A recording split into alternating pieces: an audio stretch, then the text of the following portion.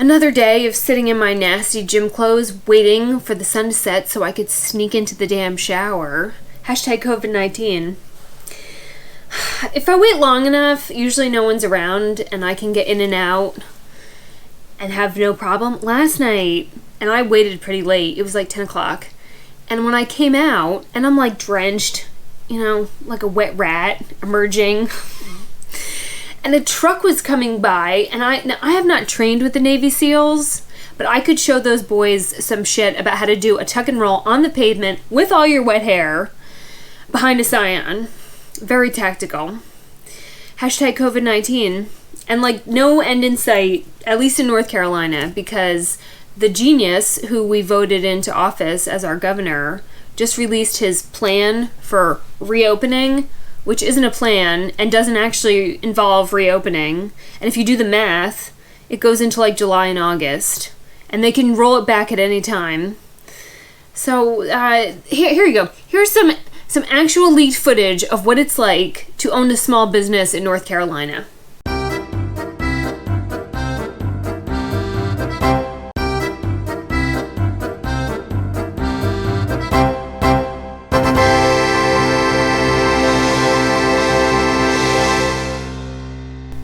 Yeah, there it is. That's what it's like.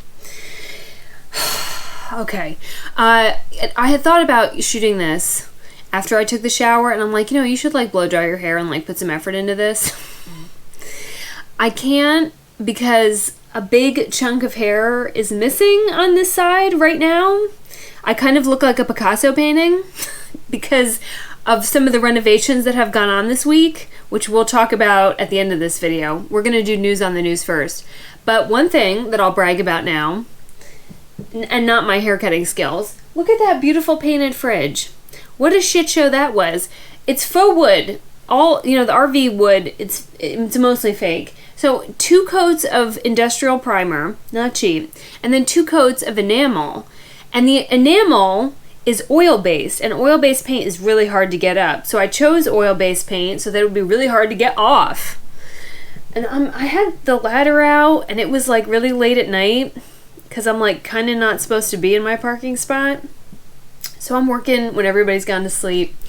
And I don't know where I was. Like I mentally drifted off someplace else other than Earth. And I'm just like walking around the RV holding this gallon of oil-based paint like it's a teacup. And I somehow splashed half a gallon worth like all the way down. It looked like Hansel and Gretel's trail of oil-based paint just from the bedroom to the fridge. And I turned around and just looked at it for a while because I was amazed that I somehow didn't realize that I had dropped a gallon of paint on the floor behind me. So I finally got all that up, and then the bathroom is where I lost a bunch of my hair. Well, I'll show you that later. Not the hair. I'm not going to show you the hair. It's bad. It's bad, and I can't even like go get it fixed because we're all staying inside now that we have completely scared the piss out of the public. All right, let's talk about news on the news. Up until like halfway through this week, I thought, I'm going to try a different kind of video. We'll do something different because I just don't know if I'm going to have anything this week that'll be, worth talking about. And then like, oh no, of course, the White House reporters do not disappoint. They never disappoint. Every night, I told you, at 5 o'clock, I listen to the White House briefing while I'm studying to be a mortgage loan originator, and which I'm almost to the very end. Congratulate me, thank you. So on Thursday, they had Bill Bryant, who is with Homeland Security, and he got up to do a presentation about some studies that they were doing in this bio lab that's in Frederick, Maryland. And I listened to, I was like, studying and listening to it at the same time.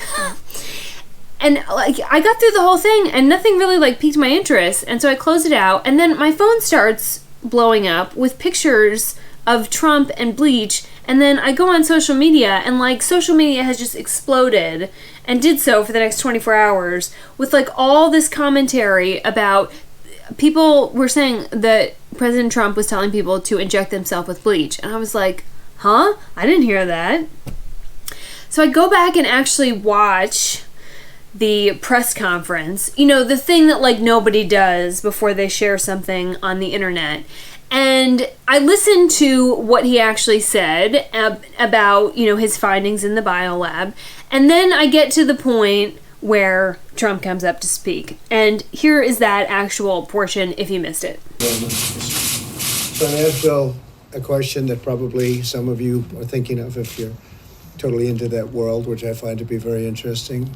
So supposing we hit the body with a tremendous, whether it's ultraviolet or just very powerful light, and I think you said that hasn't been checked, but you're going to test it. And then I said, supposing you brought the light inside the body, which you can do either through the skin or in some other way. And I think you said you're going to test that too. Sounds interesting. Right, and then I see the disinfectant, where it knocks it out in a minute, 1 minute. And is there a way we can do something like that by injection inside or almost a cleaning? Because you see it gets on the lungs and it does a tremendous number of the lungs. So it'd be interesting to check that. So that you're going to have to use medical doctors with. But it sounds interesting to me. So we'll see. But the whole concept of the light, the way it kills it in 1 minute, that's pretty powerful. So I get the head turn moment. I totally get it. President Trump, you know, people in power tend to hire like spokespeople and PR people to do the talking for them, because if you're going to do public speaking, you have to be really, really good at thinking like 5 sentences ahead of whatever you're going to say and anticipate what reporters are going to ask. And he definitely owns the cringeworthy comment award in a lot of cases.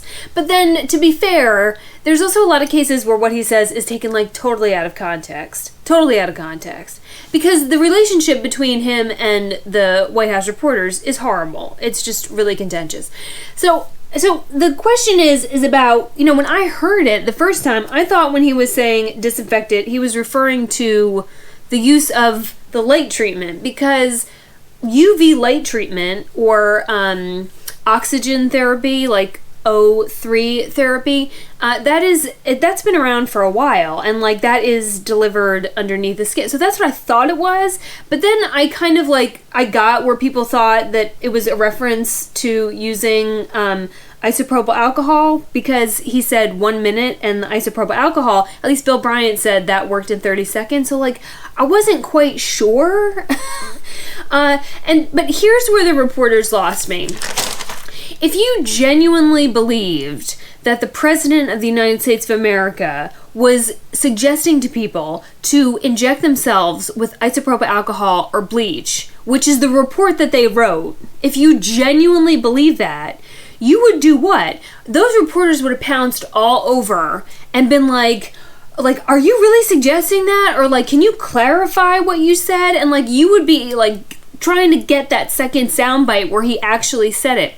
We go through the whole press conference and only one reporter asked for clarification, and that's when he said this. Our labs. So how do you always simplify through injection? We're talking about almost a cleaning, sterilization of an area. Right. Maybe it works, maybe it doesn't work, but it certainly has a big effect if it's on a stationary object. Okay. So were you referring to cleaning something, or were you referring to, because originally you said injection, and like this is where, you know, cringeworthy comment, and like definitely like, what? I get that. But like, as a reporter, your job is to get clarity so you can report. It's to get information so you can report. So, and the whole rest of the press conference, not a single one of them asked for clarity, but all of them wrote the headline that said that the President of the United States of America is suggesting you inject yourself with bleach. And they know that the average consumer is not going to go listen to the actual press conference. So again, I get the like, WTF about the original statement, but the fact that none of you bastards asked for clarification, none of you asked for like, that you didn't get on that immediately. One asked a follow-up question, but you all wrote headline, is where you lose it for me, because that's your job. It's your job.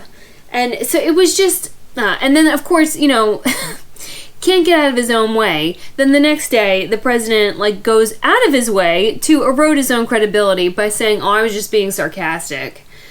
I have patents on sarcasm, my own branded patents. And you don't use a pandemic press conference for sarcasm. Even I know that.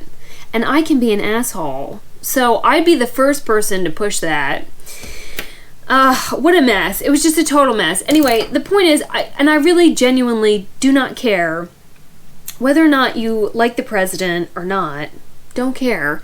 The point is it's shoddy reporting. And so kind of through the rest of this, I think we all know that no one with a brain is going to tell you to go inject bleach. And that was never said. But anyway, the bigger issue is when you have bad reporting, and when instead of reporting on things that people need to know using crazy headlines, that's my problem with what happened on Thursday. What happened on Thursday was also that they were talking about some of these findings from that biolab report that actually have implications for you that are good and are good news, and none of that got reported on because they just took bleach and injection and put them together and spit that out onto social media. What was interesting about what Bill Bryant said was that they are having a lot of data outcomes that are suggesting that UV light, so solar light, sun, and higher temperatures and higher humidities will kill off the virus. And so the conversation that should have flowed from that press conference is about the efficacy of telling people to stay locked in their homes. Because if we know that the virus either loses its strength, or if it dies off, or whatever it is in the presence of sunlight, then why do we want people locked inside? And I'm not saying that you open up all the tattoo shops and it's just as it was, but we have a lot of states where the parks are still closed. They shut down the boat ramps here in Wilmington, and people practically ride in the streets over that. But so if the findings are that sunlight is helpful, then that should then parlay into a bigger conversation about policy. And of course we just skipped over that entirely because there was a really great opportunity for a clickbait headline that they took and ran with. When you have sensationalized reporting, then it is also important to talk about everything that's not getting covered or not getting covered enough. And so I'm gonna go through a couple things that I found this week that made a headline, that didn't make nearly as much attention as some of the other reporting. And one of them, my favorite topic, is ventilators, which people love to fight me on. Oh, I forgot to mention, after the last, little story thing I did here, what was that, last Sunday? I got some really great hate mail. And I finally felt like I was back in the saddle with news. Because in news, you get hate mail every day. They hate the way you look. They hate the way that you talk. They tell you you're stupid, blah, blah, blah, blah, blah. So it's just a normal part of being a reporter, right? And so I got all this crazy hate mail. And I was like, oh, okay. This is my moment. And I just want y'all to know, if you're going to go through the trouble of tracking down my email address, stopping your life to write an email, most of it is totally nonsensical.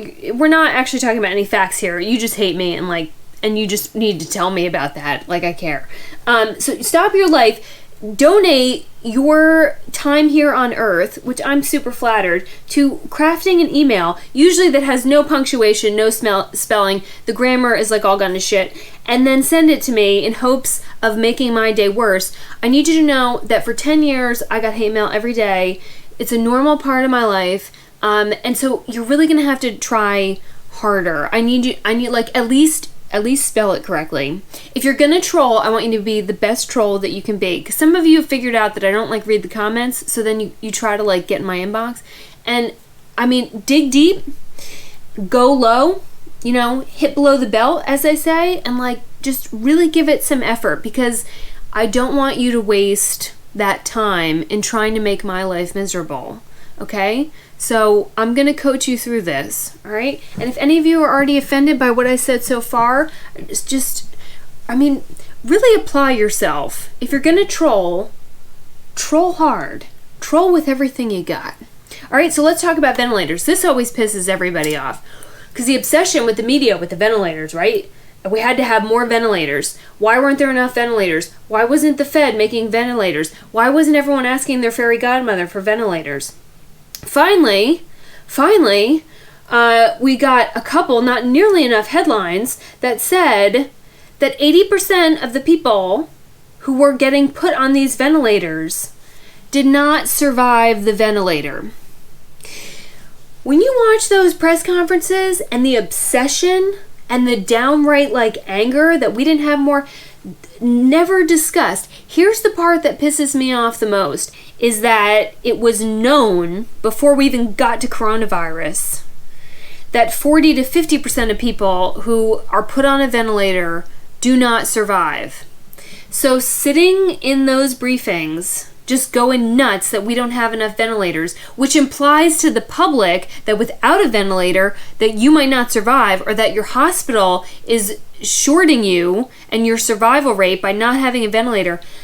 Nobody in all those reports that I read a couple weeks ago did anybody say we don't have enough ventilators, but the survival rate of being on a ventilator traditionally is 40 to 50%. You deserve that information so that you can make healthy decisions.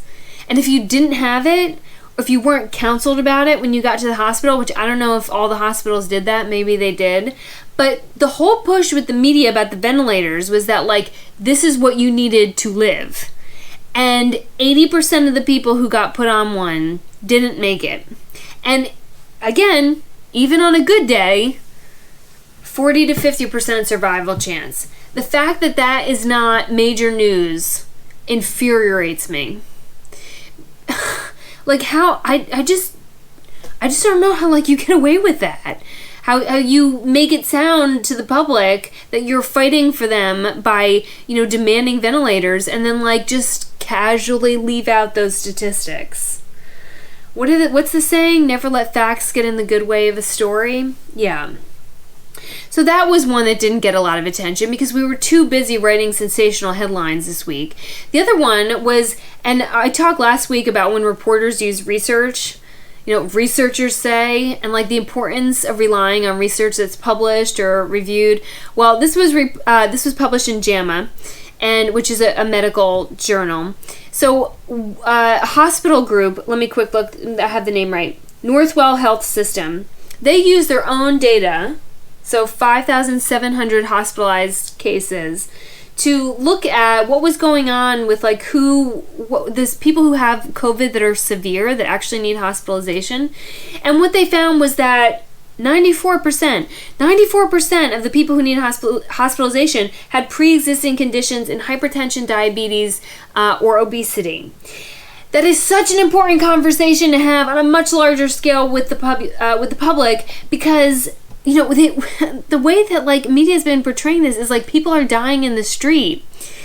And if this data holds out for not just this hospital group, but as COVID as a whole across the nation, the people who are not surviving it or who have really poor outcomes are people who had pre-existing conditions, then we need to look at the plans that we have right now, all these shelter in places, all these lockdowns, and say, are we going to quarantine healthy people? If healthy people have a 98% recover, or as a whole, actually the whole nation has this 97-98% recovery rate, and if the people who are, because the whole argument has been not to overwhelm the hospital, but if the people who are making it to the hospital are the ones who have these conditions, then do we not need to quarantine people who have these severe pre-existing conditions and not level the economy by quarantining all the healthy people? Again, I'm sure you will have your opinion about that. I'm sure you will send me a nasty gram about it. But these stories, this data, this conversation is what should be making the big headlines And I saw it one day and then never again. Because there's nothing that the media or politicians love more than a distracted public. And right now, the public is like totally distracted. So these things can just like fly, into nowhere and not stimulate. Like, these are numbers that should be dictating policy. And they're not. Quick fly-by-night headlines. Something else, and I'll share a link to the actual video of this because I want to show you. And this is like what people don't get to see that goes on in a press conference sometimes. Now, you get to see it on the White House briefings, but so 2 doctors who own their own emergency care group in California, 2 ER doctors, super level-headed.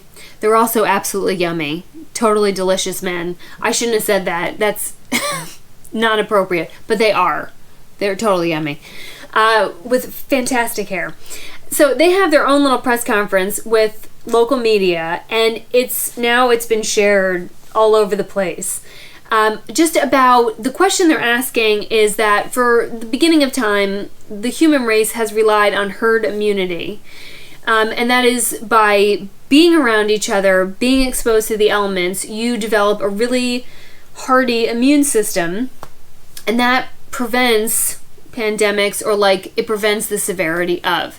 Once upon a time, if you rewind to like a couple months ago, there were many people who were totally against using hand sanitizer because it killed the good bacteria. And like now you can't even buy the shit because like everyone's using it. Like suddenly we forgot about all that.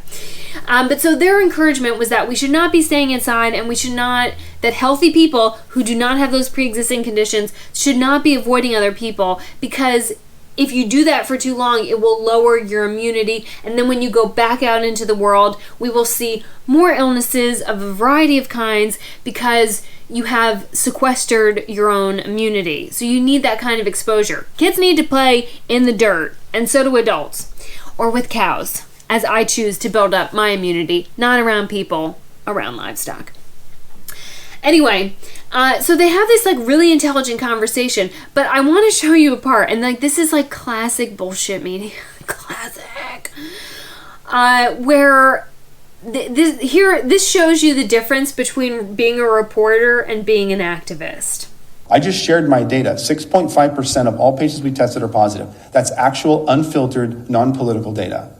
So respectfully, to go off that question, and I know you guys are obviously very intelligent, very accomplished physicians, do you think that you guys know more than the top immunologists in the entire United States, and that basically every country in the world has got this wrong, that celebrated urgent care has got this right?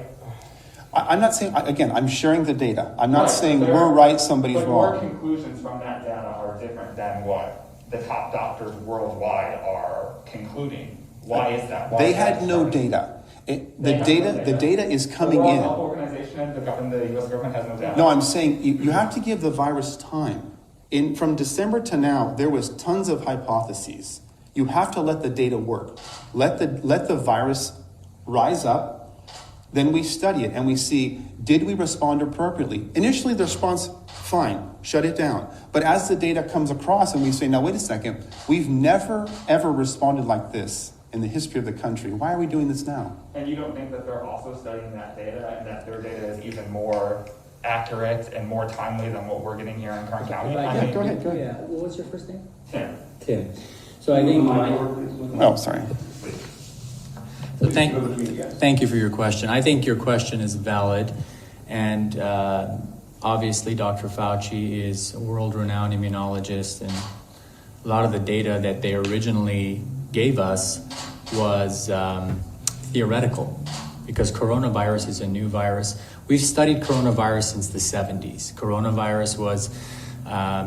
We've studied different coronaviruses. This one is novel. Like SARS is a form of coronavirus, MERS is a form of coronavirus. Sure. We've studied different types, but this one is new. So with all due respect, again, we haven't studied this virus. But if you let me finish... He talks over him the whole time, and they're so good with him. They're really patient and like answer all the questions. It's a really educated, interesting conversation. I think if you can get past listening to Tim, it's totally worth listening to. But he also talked about, and this is not nearly discussed enough in the media as well, is what are some of the non-COVID factors of quarantine. And he talks about the conversations that they've had with other doctor groups about the rate of suicide going up, about the rate of depression going up, alcoholism, domestics. I know in Wilmington, where my home base, we've had more domestic calls. And then he mentions one that I didn't even think about, but child molestation. When you have people who are drinking, who are home, who are depressed, and then you have kids that can't ever get out of an abusive or dangerous situation. And the same goes for domestic abuse. So it's just a really, really educational couple of minutes if you get a chance. But yeah, pay attention to Tim, because what happened in that video is kind of what I wish the public could see on a regular basis, where reporters who have an agenda reveal it. And these are the people who are writing your headlines, right? So scary stuff. And the last one that did not get nearly enough attention this week, actually I take that back, there's one we're going to really dive into in a second, but is whether or not hospitals are being incentivized to up their COVID numbers so they can get more money. Now, there's not been a case that has been proven yet for this, but again, another headline that flew by and didn't get nearly enough attention is that there was some discussion this week that the CARES Act pays 20% more if you have a COVID patient or if you have someone COVID patient on a ventilator. So you get $13,000-ish more dollars if you have a COVID patient, $13,000 more dollars if that person is on a ventilator. And so one of the things that these doctors talked about in that video is that physicians being pressured by administrators to label things as COVID so that they can supplement all of the income that they are currently losing. And hospitals all around the country have been furloughing staff because everything is 100% COVID right now, and they're not doing their elective surgeries or other surgeries or anything else because it's just COVID all the time. So the money from the CARES Act was here, we'll give you more to offset everything that we're losing. Well, does that create does it incentivize a hospital to label more people as COVID related, COVID anything, to get that Medicare money? And I think that's a really important conversation to have, because we can't get any numbers from the hospitals about how many COVID patients they have because it violates HIPAA. Although that to me sounds like a really big stretch on HIPAA. But okay, so now let's get to the worst of the worst. This one, short headline, once again, short headline. Why delve into it?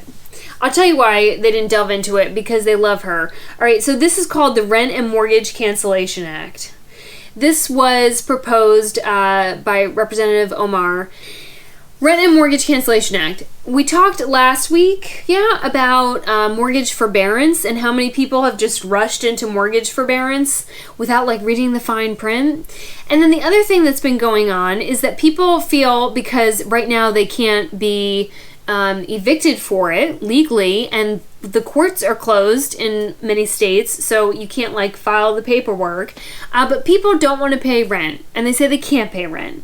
And so if you look at how this plays out anecdotally, is that people tend to think erroneously that landlords just make a fortune off of their tenant. Now, I have been a tenant and I have also been a landlord, and I'm here to tell you that you don't make nearly the money that your tenant thinks that you're making. You have the mortgage, you have the taxes, you have the insurance, and the second that your tenant breaks something, all the money that you might have made, which can be $100, $200, maybe $300, unless you own the property outright, that's all down the drain, because they broke something. So you're really not making the kind of money that people think they do. But tenants have this bizarre attitude that the landlord is evil and that rent should be optional, and that's how it should be. Now, I understand hardship and it's it can be really difficult to pay rent, but that is the wrong attitude,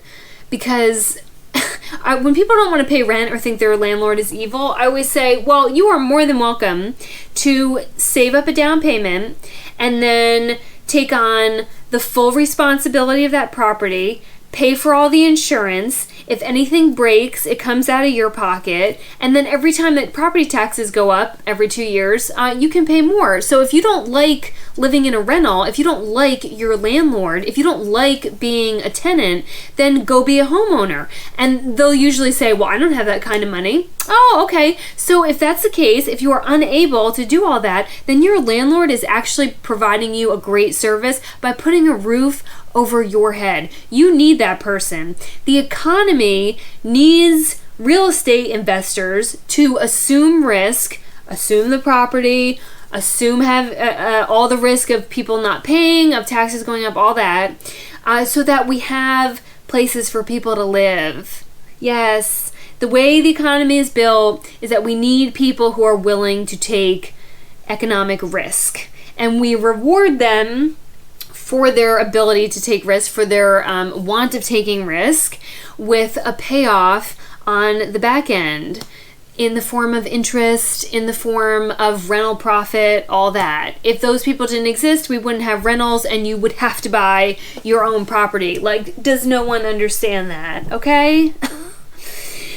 All right, so, but never, ever, ever underestimate a politician's ability to pander to that kind of thinking, that the landlord is evil, that you deserve to live for free, and that just the whole investor realm is so terrible that we should actually go after them. Of course, there will be politicians who pander to that. And here is the pander law. And again, this got like practically this much media attention, and it should have gotten a whole lot more, because if this, I doubt this will actually pass, but if it does, this will reshape the rental market in a way that I personally believe will be catastrophic to that. I know I for damn sure will not buy investment property if like any of this insanity goes through.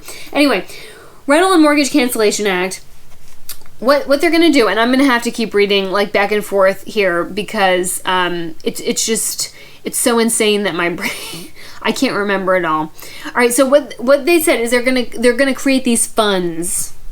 It's because we're printing like monopoly money now. It's not backed by anything, but like, so we're just gonna like take these funds came out of the air, and what we're going to require in this bill is that you do not have to pay your rent, and in fact, we are going to prorate or pay you back for April. So until the national emergency is over, you don't have to pay rent. And we'll pay you back for what you paid before. No rent. None. Okay? Great. Who is a tenant who's going to hear that and be like, no, I want to pay rent? So no like moderation, no saying like you need to pay the minimums or like half of it and like make a payment plan with your landlord to avoid eviction. Nope. No, you don't have to pay any. You're free. We're going to give you free housing. Yay! And so naturally the question is like, okay, well, the investor, the landlord, they still have a mortgage to pay, and they still have taxes and insurance and all that other stuff to pay, and every time you break something they have something to pay. So that doesn't really work. So here's the brilliant idea. Now we're going to create a second fund that is for the property owner.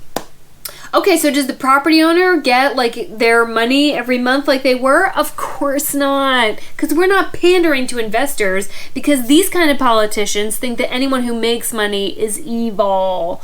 All right?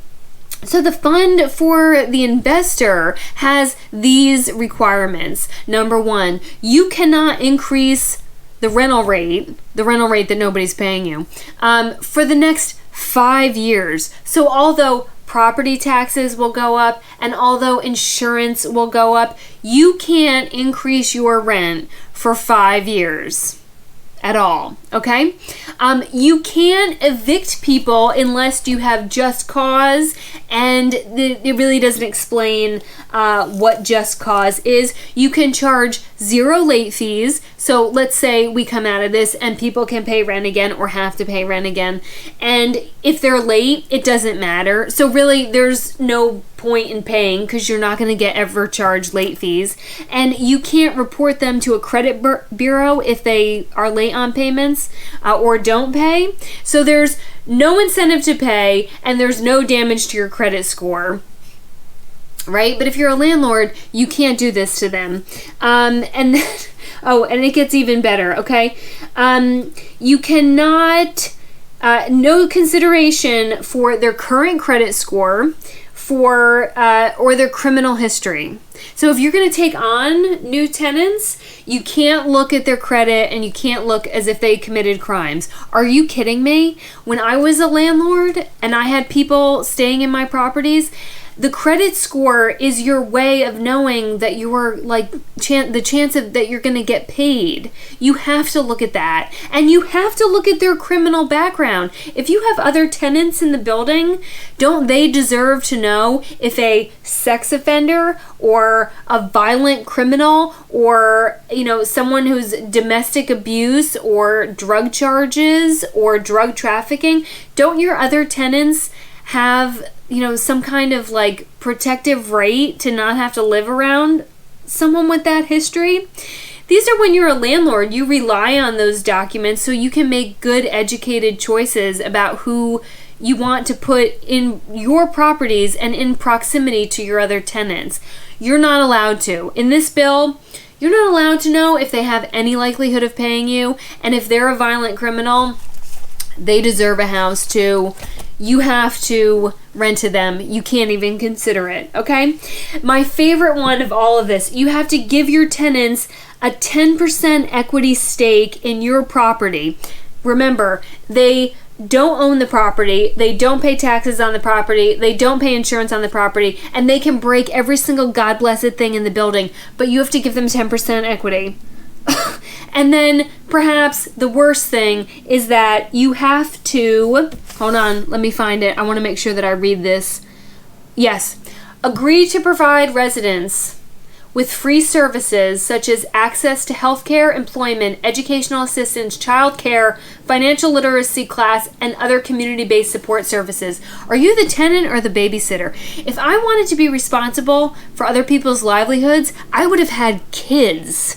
I don't have kids. I'm also, as a landlord, my job is to give you a safe and well-maintained roof over your head. Well, I'm not your mom. What if this is not overstepping government into the private sector? I don't know what is. And it gets worse. It really does. If you can imagine that somebody actually put this on paper and it's now actually being considered, is that so if this goes into action, let's say I say, I'm not doing this anymore. I'm going to sell my investment property. If you are a landlord and you want to sell your building, if you want, and to clarify, this applies if you accepted the funds to bail you out of your tenants not paying. So if your tenants, if this passes, your tenants don't really have to pay anymore. But if you accepted the government money to compensate you for those losses, meaning if you don't want to go into bankruptcy, so if you take the government fund because nobody, they don't have to pay anymore, now you're subject to all these rules. Does that make sense? Okay. So if you decide I'm not going to make any money and I'm going to go out on my own, this won't apply to you. But if you take the compensation money from the government because they don't have to pay anymore, now you have all these rules. And a part of those rules, if you decide to sell that property, you have to first offer it to HUD. You have to first offer it to the government. And they have 60 days to make an offer. And it has to be for low-income housing. So if... oh my God, I can't even believe I'm reading this.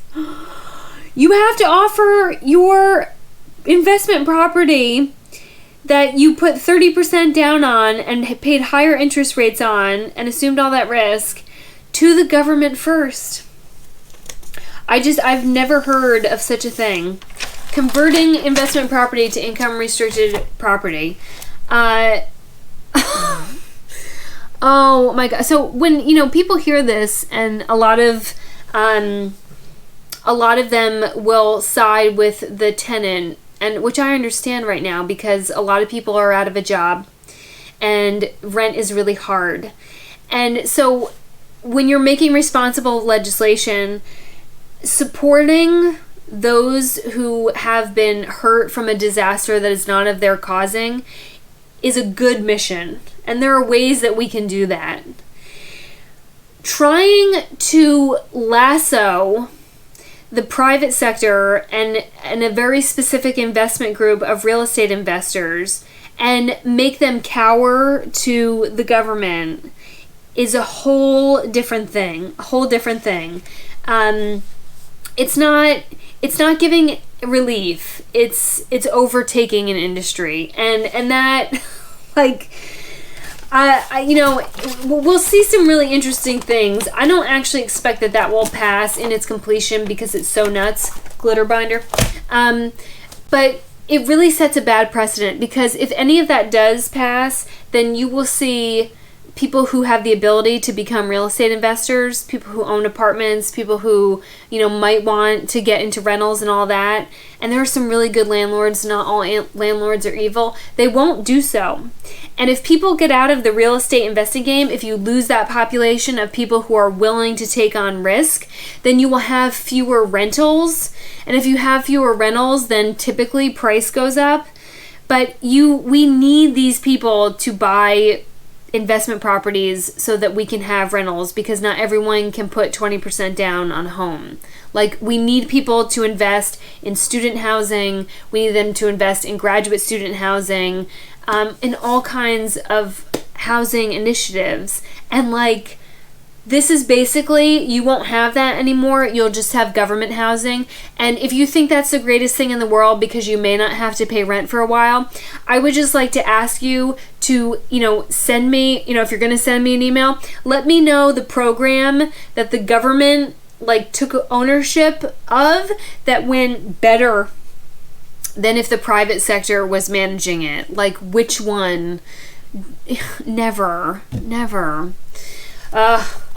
All right, so that is your news on the news, and mainly this one focused on the things that did not get nearly enough attention in the press because, it's just a total drama show now of keeping people scared by giving them nothing but death rates, not recovery rates, and going for the sensationalized and not the information that really could give you a lot of perspective about what's going on right now. So let's go talk renovation. Something totally different. I mean, how many different channels can you have a bathroom RV renovation and critique of the media in one video? And a bad haircut? Not many. All right, the fridge was the only thing this week. The other thing I did was the bathroom. The bathroom sink. I've told you this before, I hate stainless steel because I've had to live in a Section 8 complex when I started news, and everything was silver, that stainless steel, and so I refuse to have it. I won't have it in my house. Plus, a stainless steel bathroom sink, every time you look at it advertises your toothpaste stains, and I don't want that. It's kind of my signature move. I did it in my house with the Babe Cave, and then I did it in the Babe Bus with the kitchen counter, and so I had to get a penny something into this war wagon. And the kitchen counter is fine. I didn't really have any other opportunities to do it. So instead I decided that I would do the bathroom sink as a penny countertop. And that's how I lost my hair. The sink faucet that comes on an RV in the bathroom, you'll see on any ownership boards, this is complained about a lot because the faucet is so low set that even a Keebler elf would have problems washing their hand. You can't actually get your hands under it, and you can't throw water up on your face. So I knew that I needed a higher faucet and just a better sink. Unfortunately, because of how small the counters are in the bathroom, I couldn't put a household standard sink in there because it's cut all funny. Instead, because I couldn't fit a regular sink in there, I did the thing I said I would never do, which is I painted the sink. I would never paint a kitchen sink because a kitchen sink, plates hit it, utensils hit it. It just gets like, there's a lot of impact on a kitchen sink, which could crack the paint. But I figured that the worst thing hitting the bathroom sink is toothpaste. So hopefully this will work. But I had to put 2 coats of a metal primer and then 3 coats of automotive spray paint. So that's meant for like really high endurance. And then 2 coats of a clear coat. So this thing is like this much paint now. Coated the sink, finished the sink, and then found a bathroom faucet that had a nice high arch. And I'll tell you that a standard faucet, bathroom faucet, it's called a 4-inch faucet, and that is the distance between the hot and cold water lines. And those you can swap out interchangeably. Pick whichever one you like and go with that. So then I had to get my pennies in there. If you don't measure it out perfectly, if you don't have like a perfectly square or circular surface, you get into where like not enough pennies fit and you get gaps. And it takes so long to lay out all the pennies, and then if it doesn't look alright, you gotta like wipe the board clean and like put them all out again. And I did it a bunch of different times, and I could not get it where I didn't have these huge gaps in the pennies because I had like all these curves to accommodate. So I put it on Patreon, and Patreon Jim, who is just like such a badass, he sent me a message and he said I'll cut him because he has a shop, like a mechanic shop. And I was like, no, I can't ask you to do that. And then I thought about it and I'm like, no, I can totally ask you to do that. Like, I need you to cut me. So he cut me a roll of half cut pennies and a roll of 3/4 cut pennies, and God love him because everything kind of fit in there. So I had no gaps. You gotta glue all the God blessed pennies down. This took forever. This has been going on for like weeks. I haven't had a bathroom sink. Glue them all down, and then the worst part. Now, I have worked with epoxy many, many times. I love the way epoxy looks, but it is such an MRFer to work with because it is contingent upon a highly accurate scientific chemical reaction happening for it to work. You're supposed to weigh epoxy. There's a hardener, there's a resin A and resin B, and there's like this series of like dumping them together and mixing and all that. And I've always weighed it, but I didn't have a scale. So I just used hold on, let me get it. I bought these, and I just used the measuring cup, where is it? Wherever, on the side. And I measured out 10 ounces of each. And I started pouring them together, and I'm doing the mixing. And typically, when you work with epoxy, once you get to like the third mix, I think there was actually only 2 in this one. And there's different types of epoxy, you should know that. I just bought the countertop epoxy at Lowe's. There's a marine epoxy, there's all kinds of stuff. But typically by 12 minutes of mixing in, it starts to get really warm because that chemical reaction is happening, and it didn't get warm. I was like, shit. But I should have stopped there, and I didn't. Of course not. No. So I poured it, and here's the thing. Epoxy is self-leveling, so it will run until it hits a barrier. But because the countertop, I had to get epoxy on the side, that lip there, I had to let it run over the side, and as it's running over, catch it and pull it back so that the border gets coated. And then eventually, as you keep doing that and it starts to harden, then you can just leave it alone and it will kind of sit in place. And it's a nightmare because I had to do it in the Babe Bus and epoxy got everywhere. But I just kind of knew because I've done it before. So I put like paper towels and stuff down on the ground. And then I just sat there, poured the epoxy, and then like sat there and like pulled the epoxy up over the countertop for like 2 hours. Well, at some point in doing that, I like leaned over to grab a glob of epoxy that was about to fall down. And a blob of it got in my hair.